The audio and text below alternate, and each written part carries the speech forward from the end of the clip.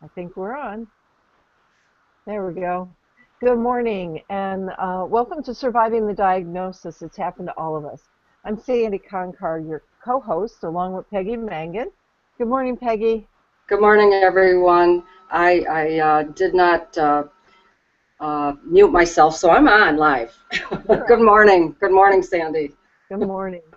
Uh, we come together every day, every Monday, Peggy and I, to assure you that you're not alone on your journey and that we invite you to join us here from the comfort of your own home.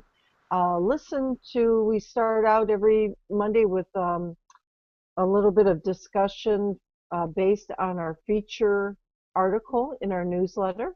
And if you'd like to sign up for that, that's over at survivingthediagnosis.com. And today it is when the diagnosis becomes real and the moment everything changes. And we're going to talk a little bit about that and share our personal experiences.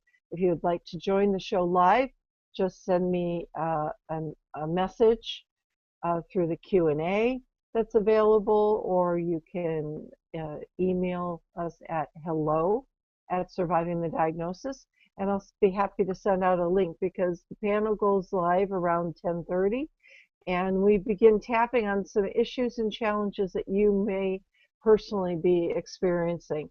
So Peggy and I are here to um, enhance, empower you to have conversations with the if you're a caregiver or if you're the patient, you're the family caregiver, you're a friend, because we have a tendency to think that the diagnosis is just around the patient, the person who has been diagnosed, and really we're all affected by it, no matter uh, what your role is.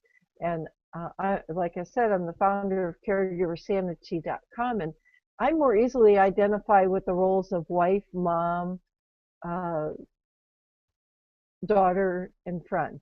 And so even with the challenges I've been going through over the last couple of weeks with my mom's health, and I'm sitting in the hospital with her, and the professional caregivers, the nurses and the doctors, they come in, and the social workers, and they come in and go, "Oh, are you her caregiver?" And what I find kind of chuckle at is I say, "No, I'm her daughter." So we as laymen don't connect with that word as caregiver. We're connecting with daughter, or I'm their friend, I'm their sister or brother, I'm their whomever, I'm their spouse, I'm their partner. So we'd like to bring you to the show. Come to the show and share your challenges. And as I said, at about 10:30, we begin tapping on the the challenges and the negative emotions and what has the intensity around these moments. We also tap for the patient who is experiencing the same emotions, but maybe in a different manner. So we call those the roller coaster of emotions, because you never know when an emotion's going to sneak up on you. You think that you're going along just fine, and all of a sudden you start crying. And instead of thinking, what's wrong with me? Or you push down the tears and, you know, move through it really thinking you're strong and, hey, I can do this. Uh, you're actually creating more of an issue for yourself. So it's always good to allow yourself that moment of tears and or laughing or coughing or whatever, or just walking into the bathroom and closing your eyes for a second and allowing that moment for yourself to feel that emotion. And through the tapping, what allows you to do is to move through that moment, that intense moment, more easily and more quickly. So maybe at a little bit later date, you can reach out to a practitioner like myself or Peggy, and work specifically on a topic, or through the tapping that we do on the show, you'll learn the tapping yourself, that you can start doing the tapping and releasing the emotions or the intensity around the emotions that you're feeling. So that's my little introduction, and so the floor is yours, Peggy. Mhm. Okay, good morning again. Let's see. Well, I'll introduce myself just briefly because maybe we have some new people. And I'm Peggy Mangan. I'm an RN, and I'm a mom and grandmother. And I had a wonderful weekend with my daughter and granddaughter here. Oh my gosh. But I'm exhausted. But it was really, really great. That daughter that was here, Sandy and I talked about it, what happens to our children when they learn of mom's or dad's diagnosis. And my daughter grew up overnight. Um, she went from a carefree, very spirited teenager, and she just was a homebody. I recall my first surgery, she sat at the end of my bed with her little knitting. I never saw her knit before. And there she was, knitting away. Uh, I said, "What are you knitting?" And she said, "A blanket for you." That was so sweet. That was a long time ago, actually, several years ago when I had my first cancer. But caregivers uh, do what they do, and they cope with many mechanisms. Like I said, Jennifer was never a knitter, and all of a sudden she found comfort in it. Um, so you don't be surprised if you are thrown in the caregiver role that you all of a sudden acquire some needs to help yourself cope. And again, that's what Sandy and I are all about. We're here to help you cope. We're here to give you some really essential tools when you're going through that. As well as the patient. I so wish that I would have had EFT when I was actively going through my chemo and bone marrow transplant, but I found it in the nick of time, and yeah, it's all good. I'm not complaining at all. Um, but yeah, it's handy to have, and like Sandy says, you go in a private place and maybe tap those emotions down when you're just overwhelmed with them. I've been in that situation myself with my mother and my dad. They're both gone. And sometimes your eyes just leak and you can't help it. So you go in another room and you tap it down. So the main thing is, I guess we don't want to alarm them with our sadness. Um, I know, yeah, for both of my parents, it would have been traumatic for them if I was upset. In fact, well, I did lose it one time, and um, my mom just said to my husband, "Take her out of this room and take care of her. She needs a hug." And so he did, and that helped. And there's no real set rules on what to do in these situations. No set rules. It's number one, take care of yourself so that you can take care of your loved one. And that includes eating well, keeping hydrated, uh, get some fresh air, deep breathing. Oh my gosh. Sandy, can you take us through your deep breathing exercise? Because I think that is just an awesome exercise. Oh, sure, definitely. Yeah. And what you do, you can do this anywhere and any time. So, actually, there's two different ways, and I'll do the first one. It's very simple, and nobody knows you're doing it. You're just breathing. But you breathe in through your nose, and you take a real deep breath, and you try and fill your lungs just as full as you can, but slowly. Okay, so you just breathe in and hold it a second or two. And what I do on the exhale is I just go, ah. Yeah. You know, it just Feels it just good. brings those shoulders down. loosens the muscles in the neck. It just gives you that relaxed feeling.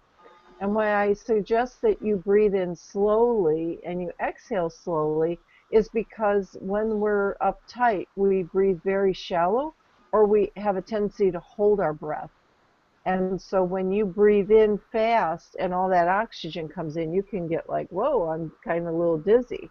So it's always good practice to breathe slowly. Okay, so let's do that again. Breathe in, hold it a second or two, and then release it. Oh, yeah, that felt good. Yeah. And sometimes you know, internally you can say relax when you exhale, or you can go, ah, you know, it's however you want to, whatever works for you. But you It's want to it, make sure that you blow out what you take in. I've heard the excuse me, making a noise with the exhale is very therapeutic. It is, yeah. I was at an event, a retreat, and I didn't know they were going to be doing this, and all of a sudden everybody started howling, and I thought, what is going on? Hmm.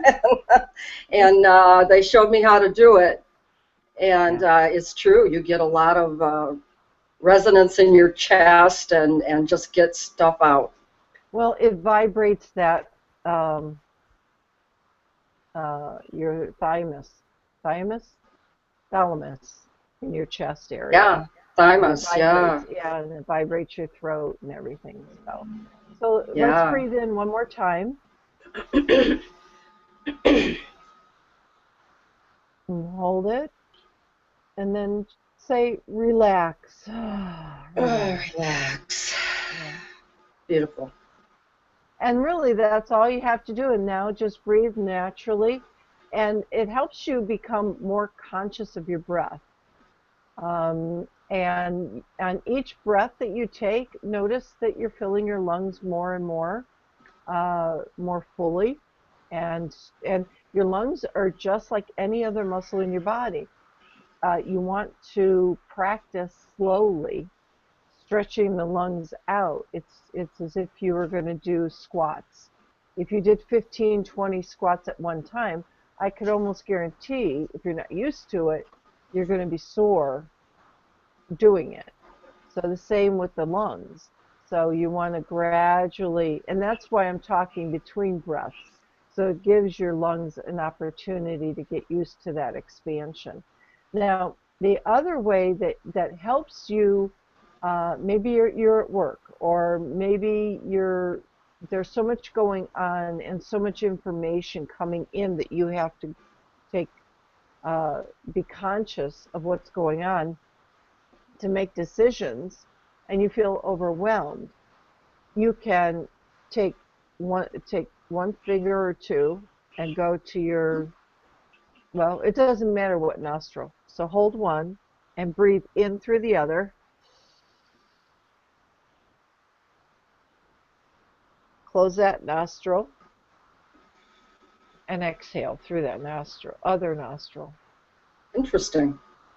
And then breathe in.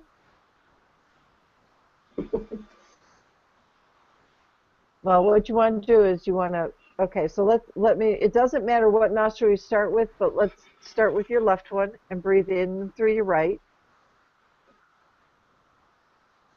Close off your right and exhale through your left nostril.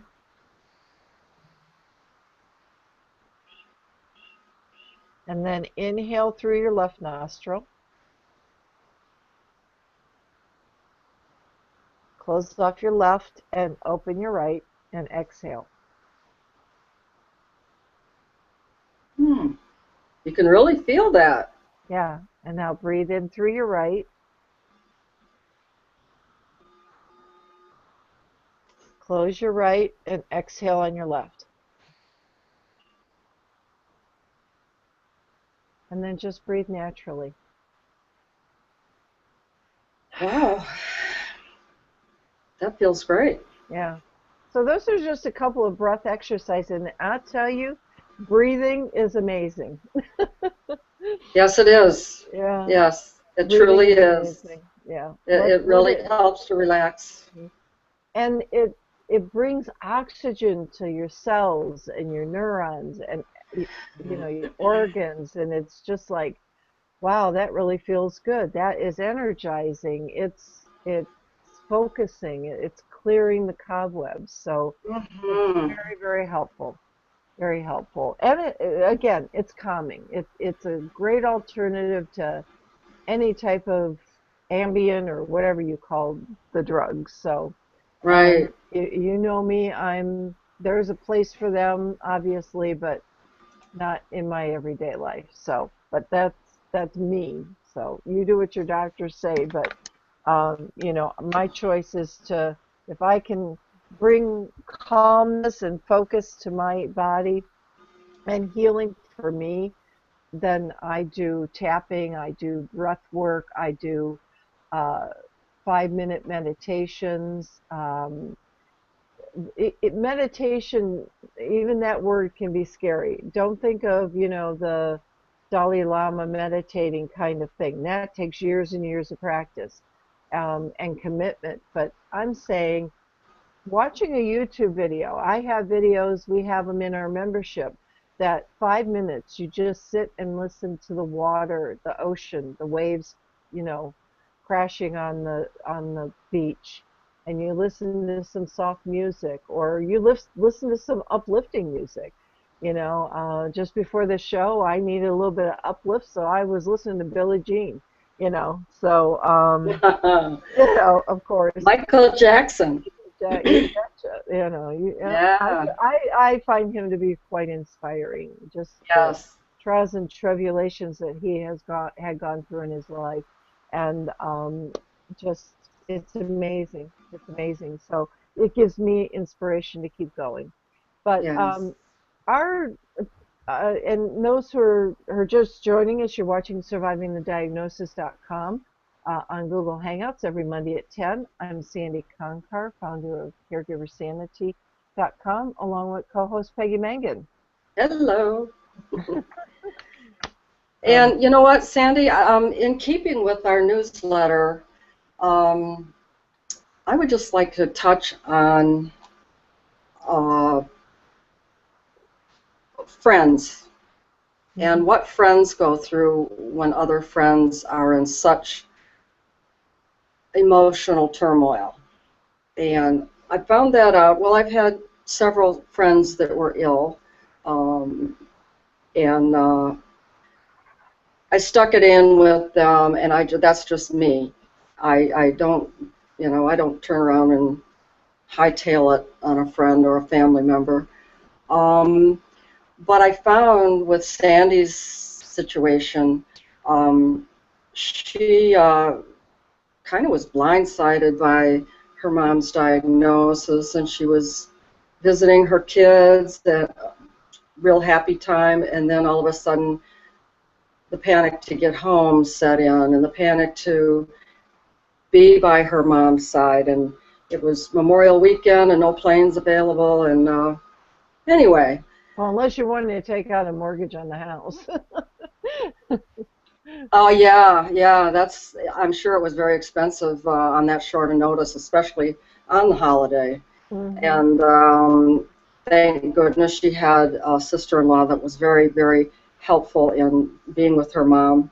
But the things that friends go through when a friend is in need is this helplessness. You know, you sit there and you go, well, I don't want to bother her. Hmm. Um, I don't want to ask her questions that will demand answers. Um, so we wrote about this in the newsletter, and I just simply sent her little blurbs. It helped me to let her know that I'm here if you need me for anything, and I think it helped her too. Hmm. Um, so, when you do get yourself in a situation where you really, really, really want to go run to the rescue and help, and that's impossible for me right now because she's in North Carolina and I'm in Michigan, and that is a long way away. Um, so it's not feasible to do that. So yeah, friends or family that just don't know what to do, caregivers. I mean, friends are caregivers as well. Mhm. Um, you just, let them know you're there. Mhm. Yeah. Let them know. Hmm. And that was, I'll tell you, Peggy, just the little, I wasn't online much, but I had my phone from you, and just a hugs are coming your way, a Reiki energy's coming your way. That was so comforting because I was in a place where um, I knew I needed to kind of go off the grid in a sense. Um, I I wasn't in a frame of mind that I really wanted to talk about anything because I really didn't know what was going on. I was, like you said, I was blindsided. So I was trying to figure things out because all the decisions fell on my shoulder, which I knew. I've known that for years. I don't speak of my sisters much, but I do have two of them, and they're just not active in my mother's care. And so I knew that I would be the one that was making the decisions. And, our topic is, when the diagnosis becomes real. And, um, Mom and I had discussions all the time about, well, if you were diagnosed with this or that and the other thing, what do you want to do? So we had all the decisions made. But when that decision becomes a reality, when the doctors are, decide to say you have this, there's there's a it becomes real because you are entrusting that this person standing in front of you is telling you the truth, and everything changes from that moment on. I mean, everything's changed in the pre-diagnosis, but when that final word comes down, um, the family is affected, the friends are affected, um, your extended social circle is affected. So yeah, so I am very grateful that I had, through learning EFT and all the emotional work and the energy work that I've done throughout the years, has prepared me for this situation so much more than when my dad was transitioning to the other side, when my son had his accident, when I cared for my mother years and years ago. This is so much different because I allowed myself as the caregiver to care, take, uh, put self-care first, that we've talked so much about. And the self-care that I found was just letting everybody know, this is what happened. Please send me support.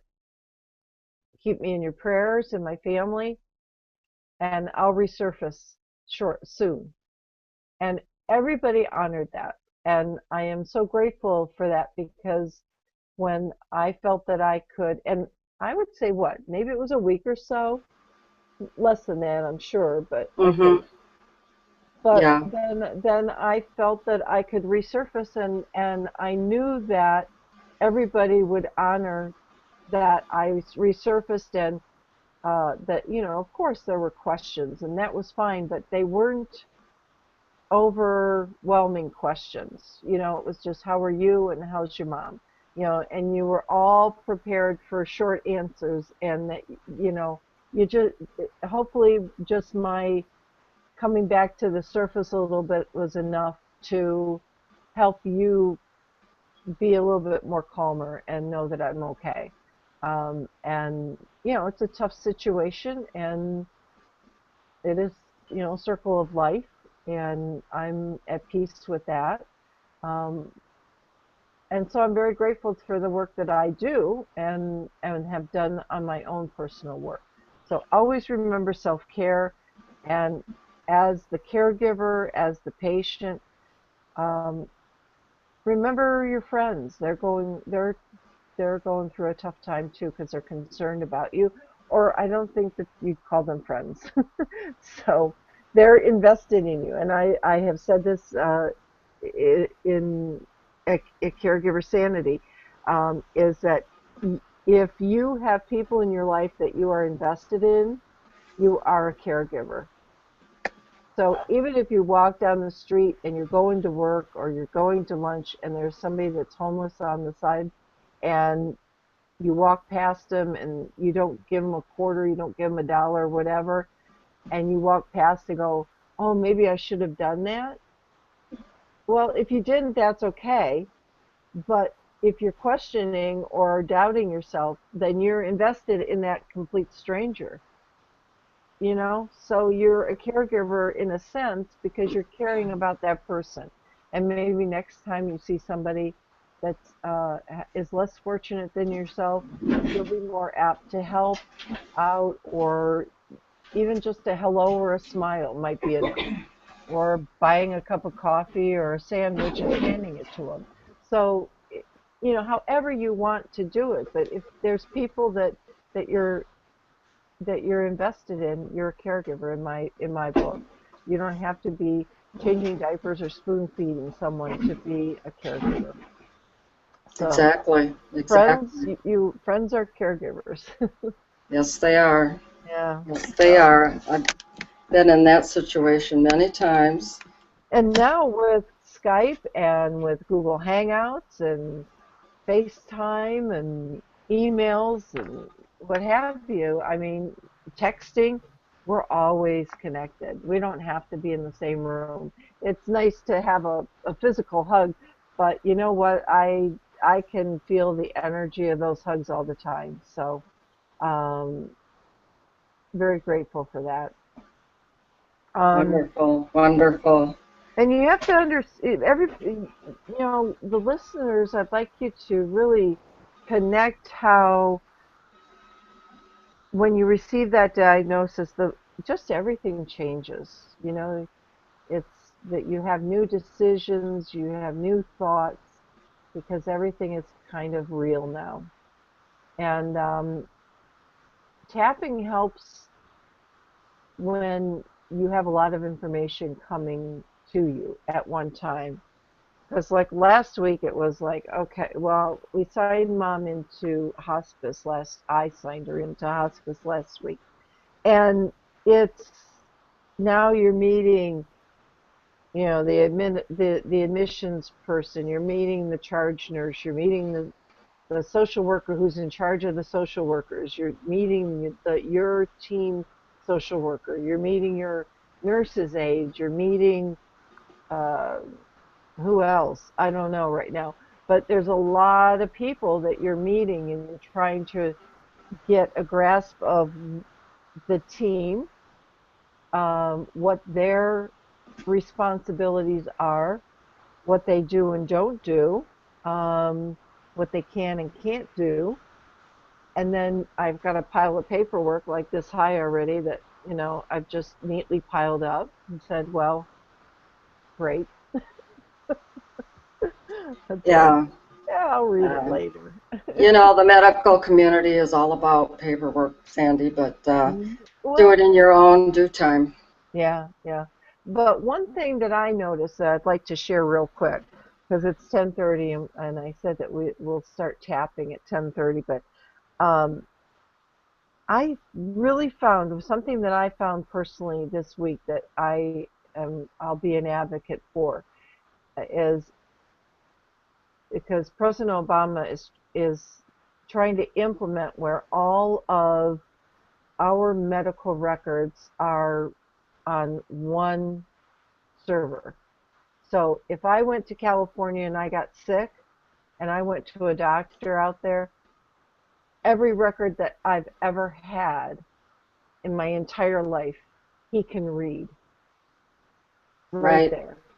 That is so Instead of important. that, honest to goodness, because the hospice center that my mom is in right now, every single person, every team member that comes and sees her has what the social worker did. The nurse sees what the social worker did. The social worker sees what the nurse's aide did.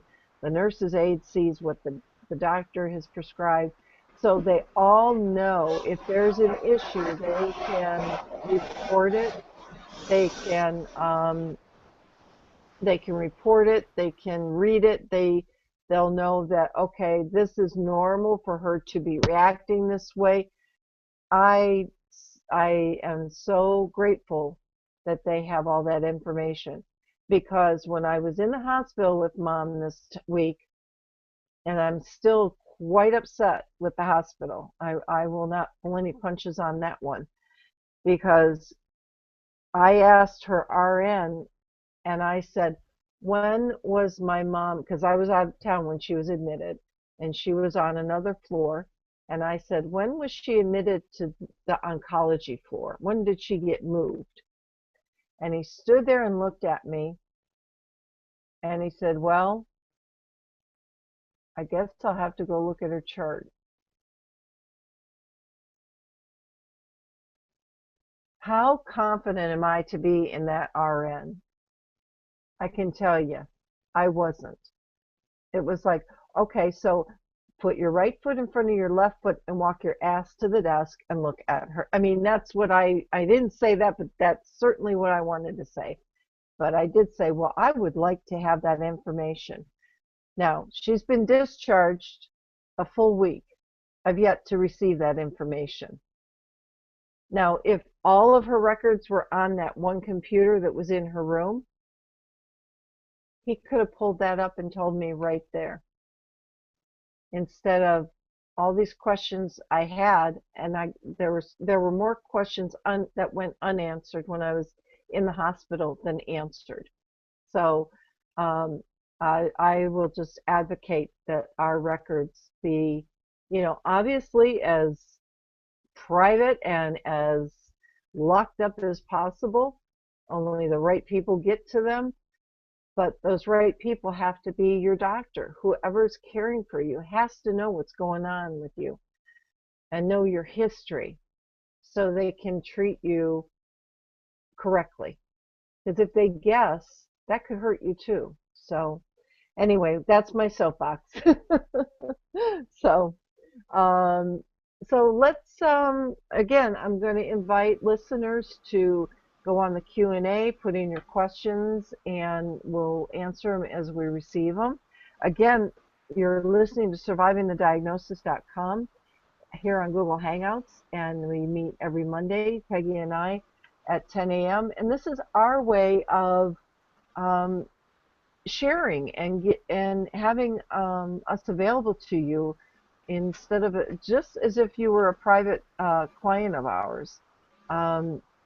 But we're, it's complimentary. We're free from the comfort of your own home and bring the challenges that you have. That's what we're here for, to help you know that you're not alone, to know that there's hope. You don't have to go through these moments of pain and guilt and overwhelm and fear of reoccurrence or fear of what's next. And so Peggy, back to, and I probably interrupted you and I apologize, but we were talking about friends and how they were feeling, and one of the emotions that came up for you was helplessness. Right, And right. and I would also like to say too that it's pretty amazing this weekend that you and your daughter were opening up communication from when you had your first diagnosis. And how many years ago was that? Oh, let's see. It was at least 20. Yeah, see? Yeah, So whether it happened yesterday or it happened decades ago, you can still have open that communication and share yeah, those feelings. And, the emotions that come up around them or attached to them can be now easily uh, tapped away, released, yeah. She was or lessened. right. She was, I don't know. I think she was 16, and like I said, a typical teenage girl that was, dances and boyfriends, and all of a Hmm. sudden she became an older lady sitting there knitting. Yeah, yeah. And we have to remember the children. The children are so um, affected by what's going on with their parents and their aunts and uncles, and they feel that energy. So remember the children. The children can Yeah, tap right along with you. And if they see right. mommy and daddy tapping and they go, "What are you doing?" It's like, "Well, I'm upset and I'm trying to calm down." Right, And kids, they mirror after you. You're their teacher. Everything that they learn from you or another adult. So, it'd be a great tool to give them because they'll be able to help it in their relationships with their friends and their school and stuff, like that. But so the helplessness, and do you want to do some tapping on that, or what would you like to sure, do? sure. Oh, Tappy Bear, yeah. I'm showing everyone. I used this with my granddaughter Trinity this weekend, and I have bought her tapping bears and books and what have you. And I just want to mention too that we're having Deborah Miller on at the end of the month. Uh-huh. Oh, and you Oops. can go to her website on our site at survivingthediagnosis.com/Miller. Yeah, and read all Yeah, about it. Yeah. and this is her book, She'll be talking about and it's beautifully illustrated. Oh my gosh, I just love it. And it's to help sick children deal with their emotions. But again, Tappy Bear or just tapping on themselves, which I do with Trinity, because she is kind of high spirited. And if she gets angry when she doesn't get what she wants, we just say, tap on Tappy a few minutes. that. And it brings her down. It My brings mom, the emotion down. yeah, I bought Tappy Bear for my mom years ago. She loves bears, and I got her Tappy Bear, and Tappy is sitting with her, keeping her company in bed. Oh, sure. Mm, Trinity slept with this guy the whole time. mm, yeah. Okay, I'm ready. All right. So the emotion is helplessness. Yes, very much so. Okay. Um, yes, it's just in that you want to do something for a friend. You want to be there. Hmm. And, miles and miles and miles away, you can't do that. It's just prohibitive. Hmm. Um, at least in my situation. I did go down when a friend was dying in Florida this winter, and I flew down there to help her with her transition, gave her Reiki, um, and I was glad I could do that. Hmm. And not that I couldn't with you, Sandy, it's just that we had something planned at in the middle of June, and perhaps I'll be able to help you out some way then. Yeah, Uh, we'll be attending a convention conference in Charlotte next week, actually. Can you believe that already? Next week. And then we'll be going over to Nashville, Tennessee to the Survivors Women's National Convention in Nashville. And we're very much looking forward to that. Yeah, we got a couple of travels scheduled. So, yeah. if So that's, everything yeah, is everything's oh, understandable. if everything is okay with you and your mom, and Yeah, we're gonna work that. absolutely. Yeah, we'll work that out this week to make sure about that, but Hmm. we'll see about that. But so on the word helplessness, on a 0 to 10 right now, how does that feel? Is it a global, or is it one specific person, or just global? My feeling of helplessness Hmm. when you got all that information and we're somewhat off the grid, and I understood it totally, totally, totally. It was a 10. Okay. And what is it now in this moment today?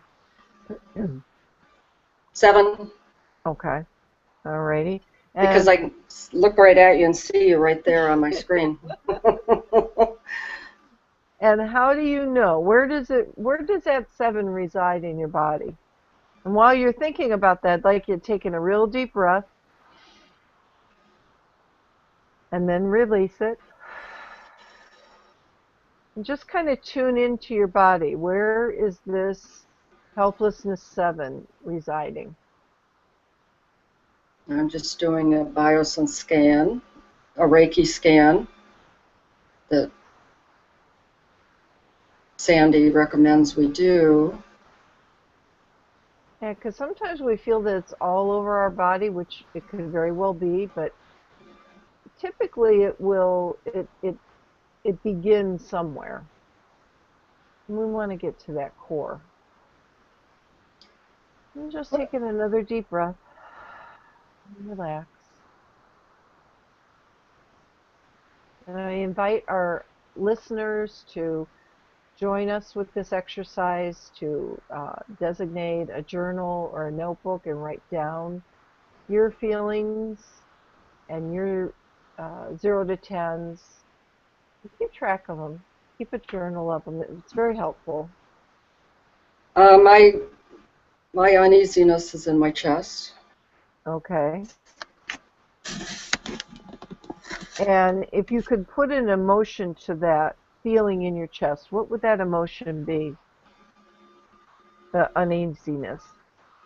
Anxiety. Okay.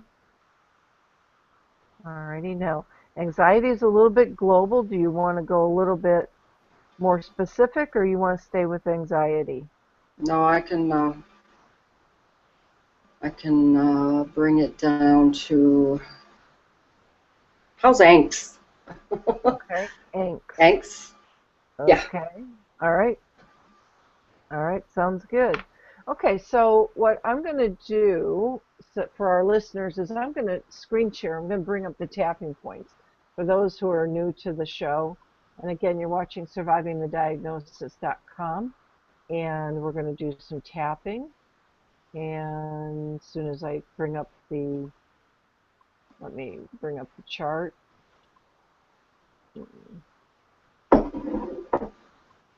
I know I have it here somewhere. There we go. Got it. All right. Now screen share. There we go. All right. All right. So we're going to begin on the karate chop point, which is on the side of the hand. Okay. It's at the base of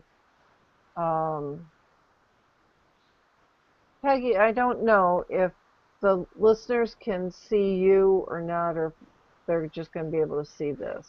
Uh, I'm thinking, Sandy, that it's going to switch back and forth between your screen share and me talking.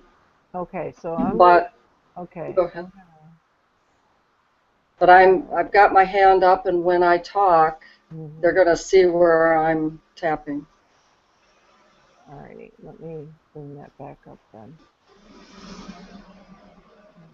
So,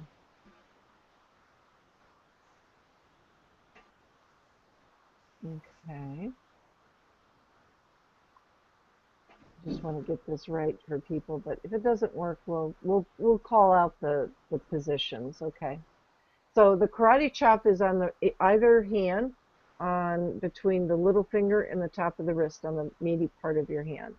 And just repeat after me. Even though I have this helplessness, Even though I have this helplessness, I deeply and completely accept myself. I deeply and completely accept myself. Even though I have this helplessness, Even though I have this helplessness, I deeply and profoundly love and accept myself. I deeply and profoundly love and accept myself. Even though I have this helplessness, Even though I have this helplessness, I honor how I feel I honor how I feel. on the eyebrow point. That's right at the beginning of the hairline. this helplessness feeling this helplessness feeling on the side of the eye, which is on the bony part on the outside corner of your eye, this helplessness this helplessness under the eye, which is on the cheek, right in line with your pupil. And you want to tap very lightly because this is tender around the eyes. This helplessness this helplessness under the nose, which is right above your upper lip below your nose, in the center. This helplessness. this helplessness Your chin point, right underneath that indentation under your bottom lip. This helplessness. this helplessness On your collarbone point. This helplessness. I like to use two hands, so if you Yeah. see me tapping, I'm using two hands. Under the arm point. That's right about 4 inches down from your armpit and right in the center of the side of your body. As if you had a side zipper going up your shirt or something, or your dress. Okay? This helplessness. This helplessness.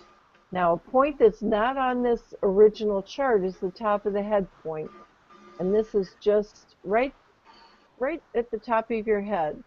Let me, because it's not on here, because it wasn't an original point, I want to make sure everybody sees it. Okay, it's right here. Okay. Yep. This helplessness. This helplessness. On the eyebrow point. I want to do something. I want to do something, Side of the eye, but I feel helpless. but I feel helpless. I live too far away. I live too far away. And I can't help like I want to. And I can't help like I want to. I can't help like I'm used to helping. I can't help like I'm used to helping. The traditional way. The traditional way. But I can help. But I can help. By sending instant messages now. By sending instant messages now. That's just like being there. That's just like being there. Sometimes it's even better. Sometimes it's even better. Because I know that they're seeing them. Because I know that they're seeing them. Because I've sent that energy. Because I felt that energy. And we're connected with energy. And we're all connected with energy. Even though a personal hug is always nice. Even though a personal hug is always nice. I know we're connected energetically. I know we're connected energetically. Even before we give that personal hug. Even before we get that personal hug. We're connected energetically. We're connected energetically. So with technology today. But with technology today. We're even connected more. We're even connected more. Instantly. Instantly. So even when I feel helpless. But even when I feel helpless. I know deep down. I know deep down. I've been helping. I've been helping. Because my energy is there. Because my energy is there. Because they're in my thoughts. Because they're in my thoughts. So I'm instantly helping them. So I'm instantly helping them. I'm just used to using my hands to help. I'm just used to using my hands to help. And bringing over a meal. Or bringing over a meal. But all I have to use is my mind now. All I have to use is my mind now. And send that energy. To send that energy. And supportive energy. The supportive energy. Taking a deep breath and release it.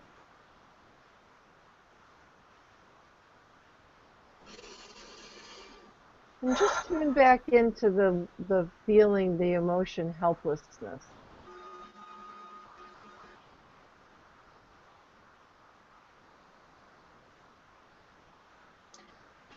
Yeah, I think it's down to a 2. Okay. And how does your chest feel? Oh, that angst feeling is gone. Okay. And you use the word uneasiness and also. Yeah, that seems to be gone. It is. It seems to be resolving quite nicely because in my knowing mind, I understand that I'm sending energy. You're getting the energy. Hmm. I send Reiki healing energy to your mother, and being a Reiki master, I know that it's getting there. And I do that for you as well to be able to stand up and um, tolerate all the scary emotions that you're going through. Um, it's such a wonderful thing to know that the energy is there and to tap into it. This is such a phenomenal um, happening in our time and age. The quantum physics says that we can do this between human being, and also animals. I give Reiki to my dog, but she's just important to me as a family member. She's very important. Hmm. But anyway, I've sent Reiki to Sandy, and I've sent it to her mother, and I know it's getting there. So I'm feeling much more relaxed and at ease about all that. Hmm. Yeah, good, good. So how's that two doing right now? Is it just, um, is it processing or? It is. There goes Okay. my yawn. Hmm. Everybody can tell when I start to shift, I begin yawning or I cough. Hmm. Um, and I'm feeling the lightness kind of well up in my body. Hmm. Yeah. That I know that my energy, when I set the intention for it to go to you and your mom, I know you're getting it. Hmm. Yeah. And it's well received. Well received. Oh, good, good. So are you still a two? No, not really. It's shifting, and I'm really now, Sandy, at a total calmness. So I guess that's zero. Okay, great.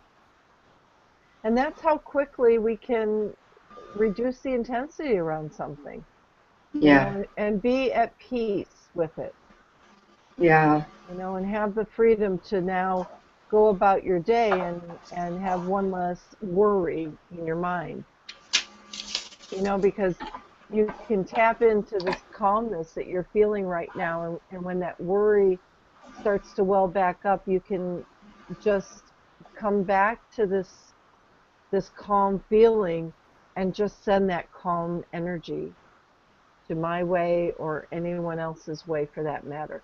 If people say that there's prayer circles, you're on my prayer list, and you can have hundreds of people on your prayer list and do one prayer. You can send out that Reiki energy. You can send good thoughts and, a virtual hug to every single person on that list at the same time, because we are all connected, in my belief system, energetically. And I think that we are so fortunate to live in this lifetime, in this time, when the quantum physics and this energy work and all of it is being so well received. Um, I just to have that acceptance and understanding that we're all connected, and it's okay that there are people out there that don't believe in it, don't understand it. That's fine, because it's experiencing it. It's experiencing it. And once you've experienced, you don't need to explain it. You know it. Mm-hmm. So, and that's why I like, we like to do the tapping on the shows so people can experience it. We have Yeah. training, we have videos, educational videos, we have training that we do. We train people in EFT, and and we talk about the science behind it and everything, but actually doing it, and it only takes a couple of minutes, is just phenomenal. Um, Yeah, it so really is. it is, yeah. So, um, and I would like to also, I'm going to let's do a screen share because people, like our sponsor, Moira Hutchinson, she is uh, let me bring up her page because I don't want to make a mess here. Moira's amazing, amazing woman. I started reading her book last night, Sandy, and Hmm. very, very interesting. Yeah. And Um, she believes in our message, and she's our yes, sponsor. So if you go to Surviving the Diagnosis, her banner is on our homepage, and you'll see it along with other sponsors. And if you would like to sponsor, believe in our work, our message, contact us, and we'll be happy to talk to you more about it. But this is Moira's website, Hypnosis for Cancer Care, and she is a hypnotherapist um, for cancer care. And she was on in March. There's a replay in our library within our membership. And again, if you'd like to check out the membership, feel free to at survivingthediagnosis.com/membership. And she's right on the page, and I just love to thank her for supporting us. That's how we can grow our community, bring our message to you as we do here on Google Hangouts every Monday. And as I just mentioned, we do have a membership, and right now we're taking uh, the charter members, signing them up for $27 a month. It has been going on for quite a while, so it's going, almost gone. So if you want to get in on the group and the community, please again sign up for it. And it's a monthly, $27 a month. We meet twice a month. We meet bi-weekly, and we have little intimate sessions like we do here. However, we go a bit deeper into your own personal work. Here we demonstrate tapping. I mean, it's a full-blown tapping session. However, we just don't go as deep because we don't know your full history. So we want to be safe and keep you safe. But if you would like to experience working with us every month bi-weekly, and also then come on to the shows and do some more work. So just go to survivingthediagnosis.com membership. Um, so it's already 11 o'clock, Peggy. Time flies. it Um, does. It yeah. does. So if you'd like to make any closing statements, feel free. Oh, well, I would just like to remind people out there this next week coming, keep Sandy and her mom in your thoughts and your prayers. You can send Reiki if you are a Reiki person. And I'm available for any questions or any concerns, or if you want to get involved in our membership, you can catch me on I check Surviving the Diagnosis on Facebook frequently during the day. So just drop me a line there, or just go to hello Peggy at survivingthediagnosis.com. Yeah. Okay. And remember that our uh, guest Monday is June 30th with uh, PhD Deborah Miller, and her topic is an intimate discussion after diagnosis, how to speak to your blood cells. That'll be really interesting. And go to survivingthediagnosis.com/Miller. You can read all about her work. You can read about, um, I mean, she has a PhD in cell and molecular biology and is passionate about empowering people um, and maintaining a healthy state of mind moving through diagnosis. So we're very much looking forward to uh, her joining us on Guest Monday, and that's the 30th. So of And this month. Deborah, and you can buy Deborah's book. Well, I'm not doing a good job of this, but anyway, you can buy Deborah's book at Amazon.com. And Mhm. I'm telling you, the graphics are just amazing, and it's a wonderful lady. I can't shut the book and tell you right now, but anyway, uh, great graphics. Yeah. Okay, All righty. Okay, well, I will just close as I always do with our message to you for to lead you through the week, and that is that you are not alone. Your dreams and your desires are always within you and within reach, and you can choose to live in freedom and peace. So everyone, I hope you have a great week and thank you for all your prayers. Talk to you next week. bye, bye.